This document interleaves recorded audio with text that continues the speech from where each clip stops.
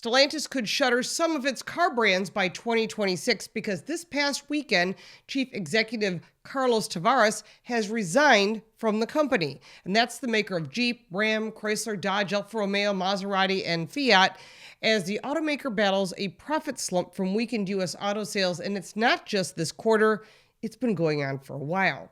Now, Tavares handed over the reins to a newly created interim committee headed by Chairman John Elkann. He knows how to run car companies. I'm still concerned because the company will need to name a new CEO for the first half of 2025. Although the veteran automotive executive is under pressure since Stellantis slashed its profit forecast in September and prepared for a cash burn of up to 10 billion euros. That's a lot of money.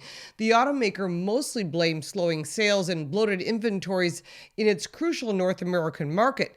But there was much more to its failures. The CEO did not understand the U.S. marketplace and doubled down on the all-EV lineup and removed all performance engines, which we all love, the Hemi, the Hellcat, the Demon, the Abarth, and the Quadrifoglio. That made no sense because that's what they were selling. People want those vehicles. Yes, they might want electric vehicles. Yes, they might want hybrids. But what they were offering was not what people wanted. And the result is not reading the market and the consumers, and shares of Stellantis, the world's fourth largest automaker by sales, have tumbled by over 43% so far this year. Tavares had led Stellantis since its formation in 2021 through the merger of Fiat, Chrysler, and Peugeot, owners of PSA. Previously, it was known as FCA. There is more to the story than just this, and I'll tell you what to expect next. But first, I want to remind you to like this video and subscribe to this channel to keep updated on what's going on in the automotive world. Now, most Americans are familiar with the term the Big Three, which was known as Ford, General Motors, and Chrysler, now Stellantis.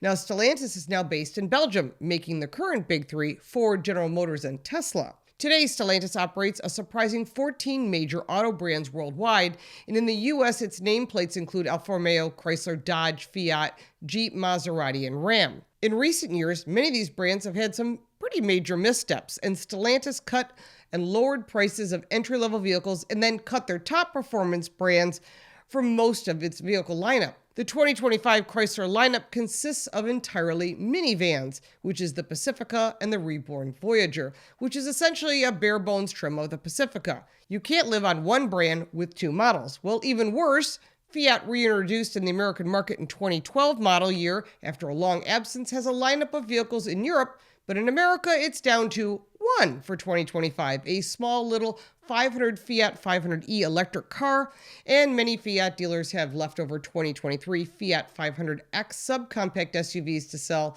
and having a heck of a time selling that little Fiat 500e, but they needed it in order to meet the corporate average fuel economy as well as the mandate for electric vehicles. Now, across all product lines, sales in the first half of 2024 fell 14%, and profits plummeted by nearly half. You can't operate a car company this way. You can't operate any company that way.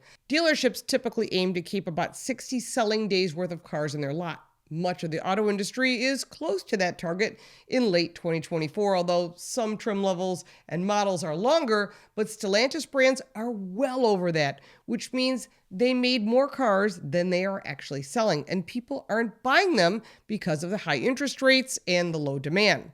Now, the Ram trucks and the Dodge vehicles have over 133 days of supply, and that's half a year's worth of vehicle sales, and that's a problem. So Stellantis brand dealers sent a blistering letter to Stellantis corporate calling out Tavares over the direction of the company. According to the Detroit Free Press, they said that millions of dollars were invested in their dealerships and their inventory, and the result was that many executives were being replaced, but that wasn't helping sales. They need to think about the product and what you're buying. The company will review the performance of all of its brands and determine whether to reduce the size of its portfolio, basically shrinking the overall brands here in the US as early as 2026. What does this mean? Well, the company could sell off some brands without affecting American car shoppers much, but analysts have hypothesized that Maserati and Lancia, or DS, the latter of the two being not sold in the US, may be targets for sale, giving them a smaller profile. That's according to an MSN News report. Now, rumors persist threatening Chrysler with its current tiny lineup. Closing a brand in America is complicated because of the complex relationship between the automaker and the dealer. They've invested a lot, not just in the dealer, but also their inventory, and Chrysler will also celebrate its 100th birthday in 2025. What a lovely way to celebrate. A century of brand equity is a lot to give up. The company could also choose to keep a brand like Fiat in Europe, where it's successful, and pull it out of the US, where it's actually struggling. I guess the big question is, are we witnessing the end of Stellantis as we know it? It would be a shame to close or remove brands from the US marketplace that are not selling well in the US. But Stellantis has issues that are much like Nissan and Jaguar. They have to think about what you want to drive, and build the cars for you. That's what they've always done in the past. They need to get back to building cars that consumers want. If you like this video, give it a like and subscribe for more videos like this, and check out our car review channel, Car Smarts. You can support me by buying me a cup of coffee, and if you want even more content, check out the links in the description. I'm Lauren Fix. Thank you so much for watching.